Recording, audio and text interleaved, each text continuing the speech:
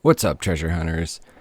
So I wanted to go through some of my sales over the past, I don't know, week, 2 weeks maybe at the most, that I've had on my Etsy and my eBay stores. So if you're wondering what I sold, how much profit I made, and why I picked each item that I wanted to list, just stay tuned.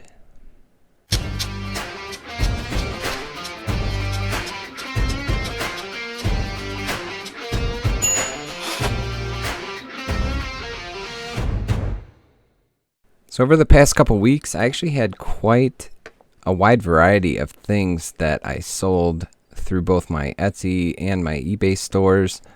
This first piece here that I sold is a Costa Boda. It's a more modern, multicolor, it's got some fused glass pieces on the outside and then a swirl design. It's a larger, sort of heavy vase. Picked this up at a Goodwill, and I think it was like $4.99 or $5.99. And you can see it's got a clear base with some grayish purple swirls inside, and then some dark black and blue purple fused pieces coming down from the top. And here's the Costa Boda sticker. The original sticker was still on there. The vase was in great condition. There was no damage to it or anything. And here's the up-close sticker. And Costa Boda, of course, is made in Sweden. This vase you could actually purchase at one time from even a department store like maybe Dillard's or those type of higher end department stores. And I think the retail price for this was around $100.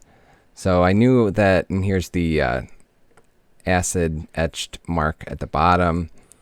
And I knew I could get a decent amount for this, just seeing that, similar vases, not in the same colors and stuff, but similar vases were listed for about $100. So here I ended up selling this vase. I listed it for $75. So that's what I sold it for. And the shipping wasn't that bad. It was only $10.57. So overall, not a huge profit, but a good profit for only $5 or $6. So next thing I sold, this is a faceted, it wasn't uniform, but it's a faceted glass pen holder. And the funny thing about this is when I first got it, I didn't even know it was a pen holder. I actually had it turned upside down, and so the glass bubble was coming up from the bottom. And I got this for a couple dollars at, I don't even remember where, I think it was a Goodwill. And I've actually seen this exact same thing at the thrift store since then, but I didn't pick it up because I hadn't sold this one yet. This has no marks on it. You can see the different design. It's kind of a little bit abstract shaped. And here you can see how, the reflection shows. And this is how I initially thought it was. I thought that was just some kind of design, like bubble in the middle. But then when I did a little research on the actual photos that I took, I did some image searches and found out that it was an actual pen holder. So that's why all these pictures are showing it upside down. But I got this for a couple dollars, and I never found out who made it, but everything was polished, and there's a couple scratches here on the top, but it wasn't a huge deal.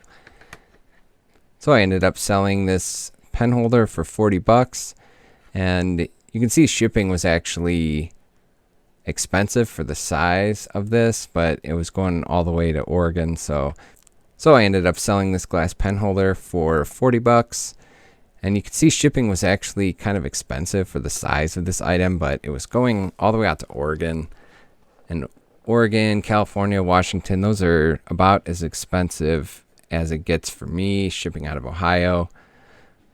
But I still did make a little bit of profit off of this. And this was one of the items that I picked up when I first started doing this. So it's always good to get a profit off of those items. So my next sale here, these are vintage Sioux Pottery little bowls, handmade from Rapid City, South Dakota. And I actually found 3 different bowls that were similar, but these 2 had the same signature of garnet on the bottom, and that was the artist that made these. And here you'll see the signature. It's kind of hard to read because these are a little bit older, but it does say garnet on the bottom.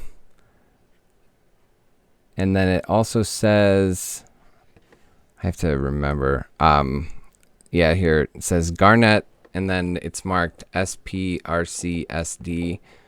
which stands for Sioux Pottery, and then Rapid City, and then South Dakota.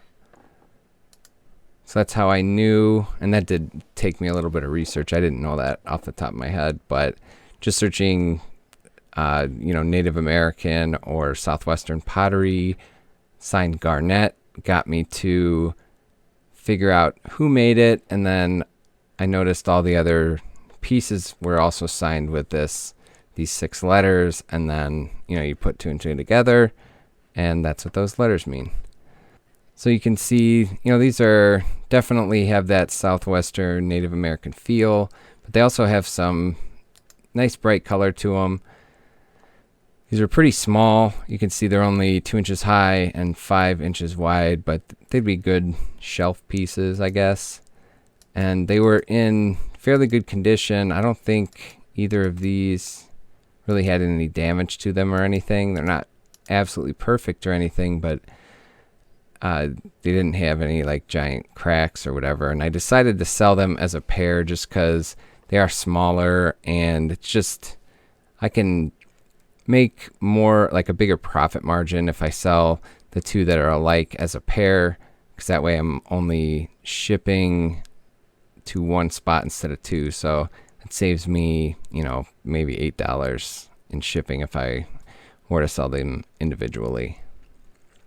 So I picked both of these up. They were both $2.99, and I ended up selling the pair for $60, and it cost me $10 to ship, which most likely would have been more if I sold them individually. It would have probably been more like $16 or $17 for shipping for each one. So that's why I sold them as a pair.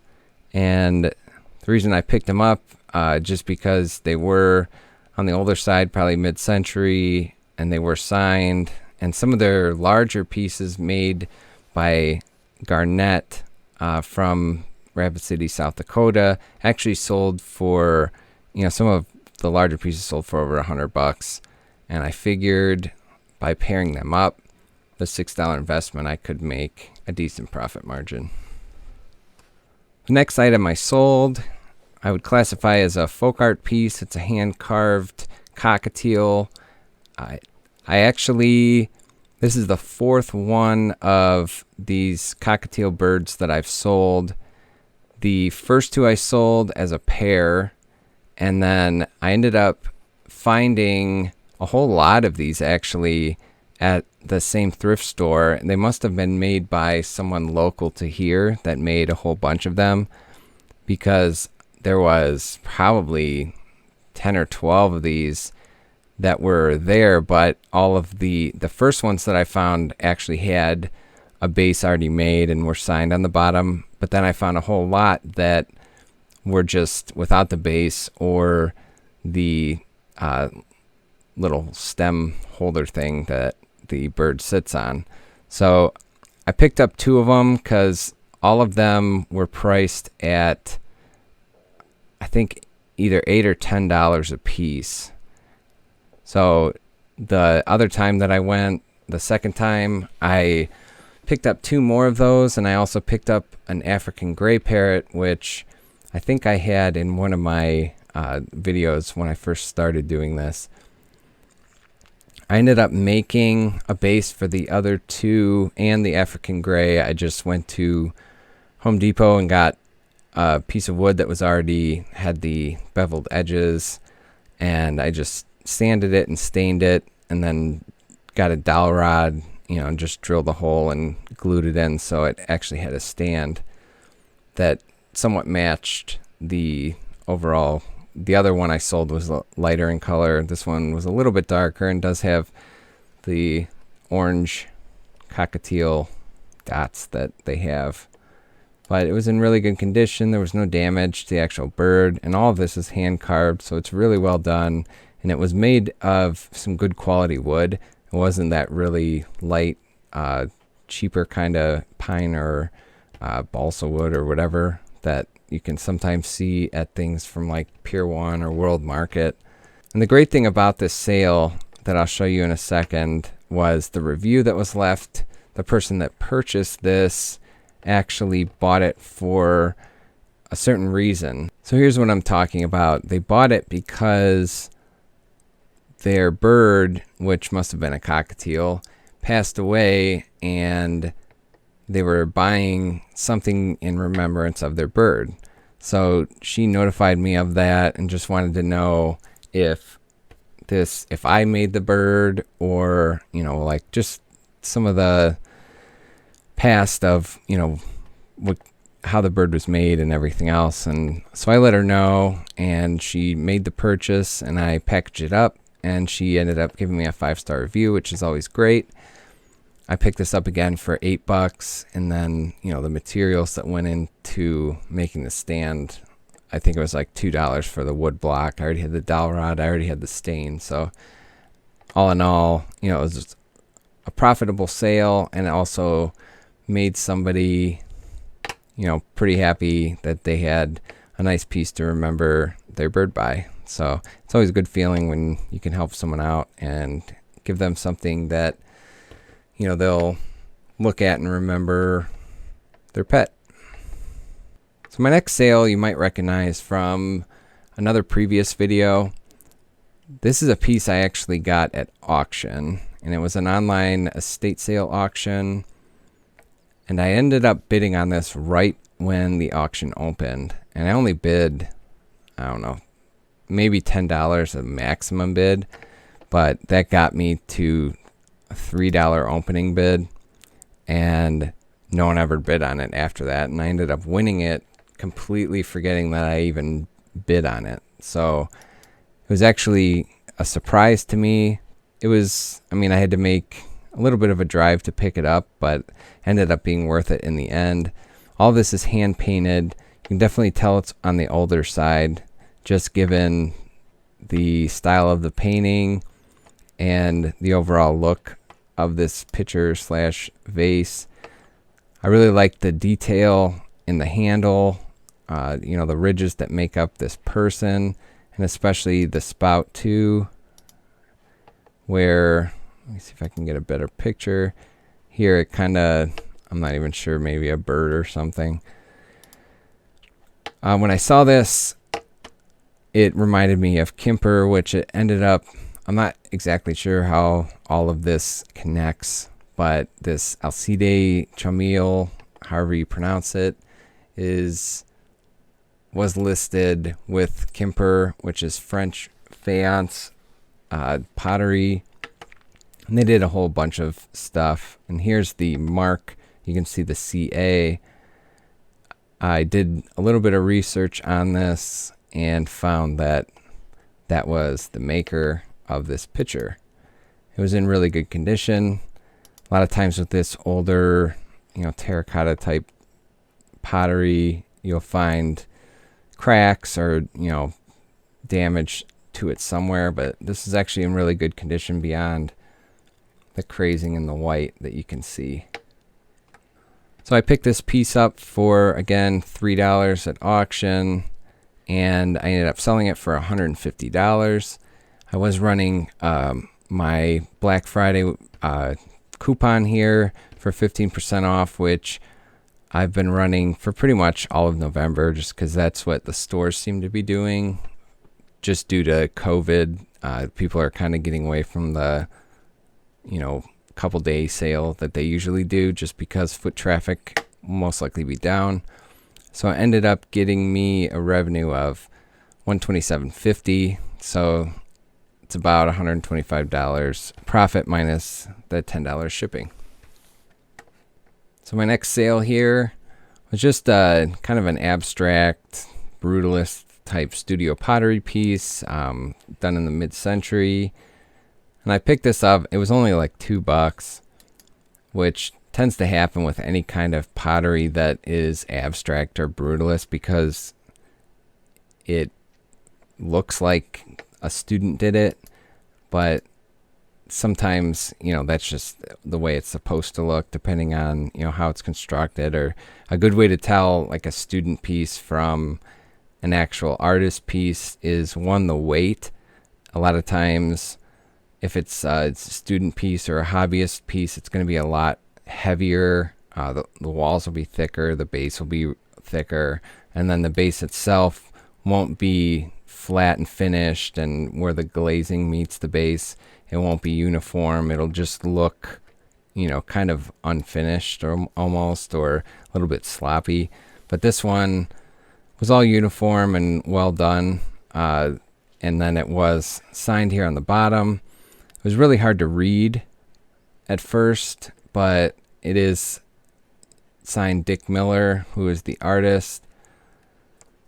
And it does have another way to tell studio from like a professional potter is like the glaze. And this glaze is multicolored. It's really well done. It's not, it's uniform throughout. There's not big clumps of glaze or missing spots or anything. So that's why I picked this up for $2.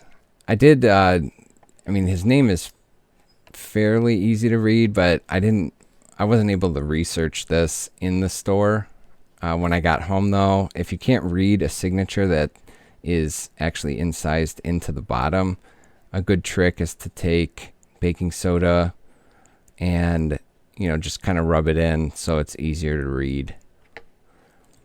So again, I picked this piece up for $2 and I sold it on my Etsy store for $45, and this also had the Black Friday coupon, so that took off $6.75. So all in all, it gave me a revenue of $38.25. So my last Etsy sale that I'm going to show you today was another piece that I recently showed in my thrift store finds.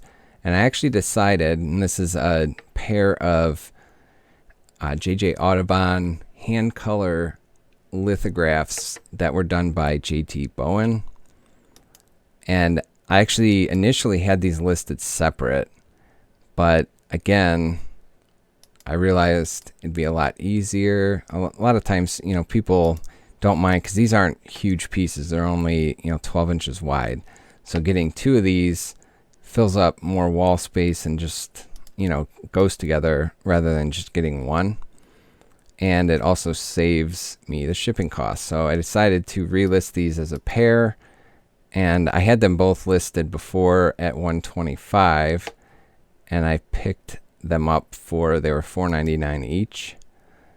The first one here is the Sandpiper. You can see that here it's lithograph printed and colored by J.T. Bowen out of Philadelphia. Here's the bird itself, a male and a female, and then drawn from nature by J.J. Audubon. And if you're not familiar with J.J. Audubon, that's where, if you've heard the Audubon Society, he was kind of a pioneer in drawing and illustrating wildlife, especially birds. So the Audubon Society deals with, just birds, and I'm not exactly sure, but I know, just birds and preserving their habitats and all of that stuff. So here's the other one that I sold, and it has the same information. And this one actually has two males and a female. And then again with J.T. Bowen out of Philadelphia. So like I said before, I initially had these listed as at $125 a piece, but I just listed them as $250 as the pair, and they ended up selling shortly after. Again, my Black Friday coupon, someone saved $37.50, but I was still able to make $212.50 out of the $10 investment minus a $12 shipping cost. So now I'm going to get into a couple eBay sales that I've had over the past week or so. And this is the first one. I got this piece at auction, and I actually I probably paid too much for this, honestly, but I think I paid around $180 for it. It's pretty small, but it is solid bronze and was likely made in the late 19th century. And it's actually a Buddhist sculpture of Mahakala. It's very detailed, especially for the size. You can see like all the detail that went into, even the necklace and the sword here, and the face is really well done. And it's done all the way around. And I've said this in previous videos, but a good way to tell an actual antique, more valuable piece like this is to check out the back, because a lot of times reproductions or cheaper pieces spend all their time detailing the front piece, like the front of the sculpture, because that's what everybody's going to be looking at, and then they kind of just don't really worry about the back, and it can be a lot different from the front in the details. But you can see here it goes all the way around with the hair and even the garment that he's got on. And here's a really good shot of the detail that went into, especially in the face and everything else. So I thought this was a really cool piece. I got a little carried away, I think, with the bidding. This is one of the first things that I got at this auction site. Everything but the house. I know I've mentioned that in the past. And it did have this mark on the bottom. But I did pay $180 for this, and then ended up selling it for $400, which still more than doubled my money, which I was happy about that.